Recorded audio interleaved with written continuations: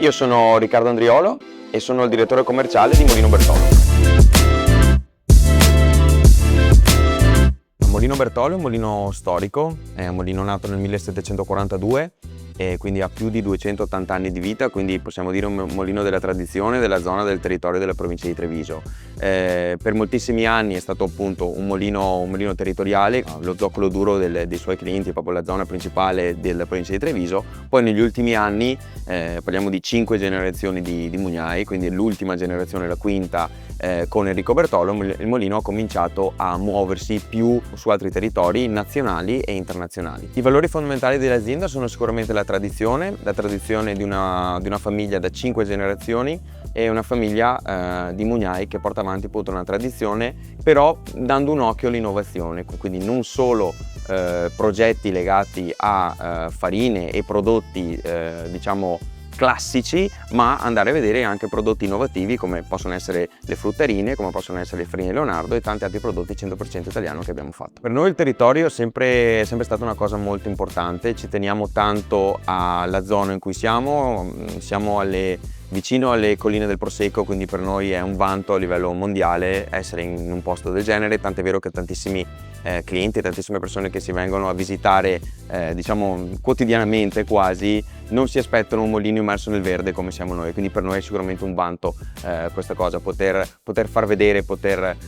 trasmettere questa cosa. Sempre riguardo il territorio posso dire che ogni anno, oltre diciamo il nostro bacino di grano 100% italiano, che quindi parliamo di grano nazionale, quindi in Italia totalmente, noi ogni anno ad ogni campagna vicino al mulino andiamo a raccogliere migliaia di quintali di grano, appunto, che questi quintali poi vanno a essere inseriti in quelle che sono le nostre farine, quindi maciniamo anche molto grano della zona del territorio intorno a noi. Sempre per quanto riguarda il territorio e diciamo l'essere inseriti in un ambiente così bello, un ambiente così verde, insomma vicino al fiume Piave e vicino alle colline del Prosecco, noi ci teniamo tanto a quella che è la sostenibilità, tant'è vero che noi da tantissimi anni abbiamo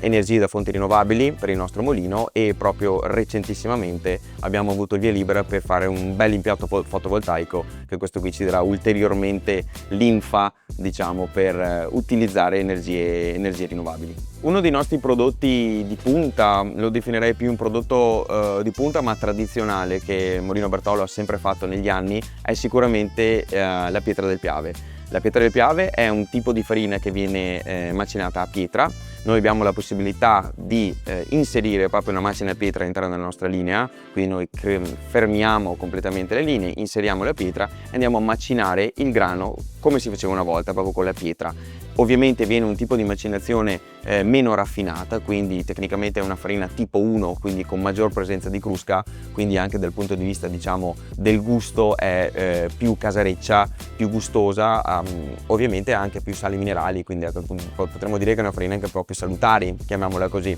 È una farina proprio della tradizione, non a caso anche nel periodo del Covid, mi dispiace nominarlo, ma nel periodo del Covid era una farina tra le più vendute, perché chi si faceva il pane a casa, le persone che volevano farsi il pane a casa, prendevano sempre la pietra del Piave perché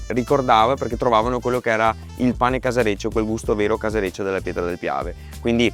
l'utilizzo principale che mi viene da dire per quanto riguarda questo tipo di farina è proprio quel classico pane casareccio, quel profumo di pane che delle volte si è un po' perso, che però sta un po' tornando nelle tavole di tutti quanti, quel profumo vero di pane vero dato da grano vero, macinato con una carezza, perché diciamo che la macinazione a pietra è sicuramente più leggera, chiamiamola così, rispetto a una macinazione a cilindro, è più lenta, il grano si stressa meno e di conseguenza si riesce ad avere una farina molto più rilassata, molto più tranquilla da quel punto di vista, e si possono fare dei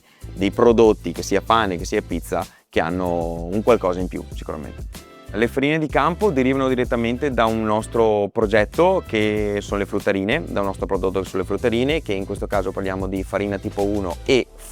vera frutta disidratata all'interno. Noi volevamo fare un progetto simile con la verdura e abbiamo selezionato varie tipologie di verdura, tra cui la zucca, tra cui il cavolo nero e il radicchio IGP di Treviso. Perché il radicchio IGP di Treviso? Perché è un prodotto del territorio, è un prodotto un po' principe della provincia di Treviso e abbiamo deciso appunto di puntare tanto su quello lì per andare a creare un prodotto di farina e verdura, in questo caso Treviso, radicchio di Treviso assieme.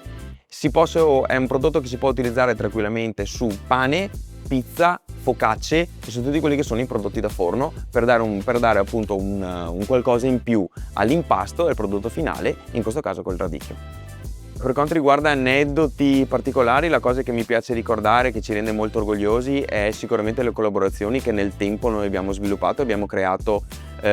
con chef e diciamo personaggi veramente di spicco del nostro settore. Due su tutti, Damiano Carrara, con cui abbiamo collaborato per le fruttarine, e Ernst Kram, un grande chef che utilizza le nostre farine, ancora adesso le utilizza per i suoi prodotti torte di cioccolata e non, quindi per noi è un orgoglio avere a che fare con queste persone. Abbiamo più di qualche chef stellato che ha deciso di lavorare con le nostre farine e questo non ci fa altro che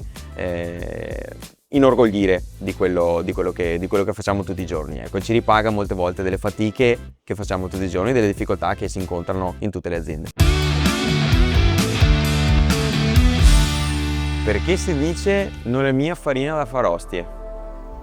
Questo è un detto simpatico veneto che va a indicare una persona che non è pura, che è un po' disonesta, di cui bisogna stare attenti, che appunto non è pura come la farina che viene utilizzata per fare le particole della chiesa. Un saluto da noi di Molino Bertolo ai ragazzi di Treviso Tiramisù e ricordatevi che chi non lavora non mangia.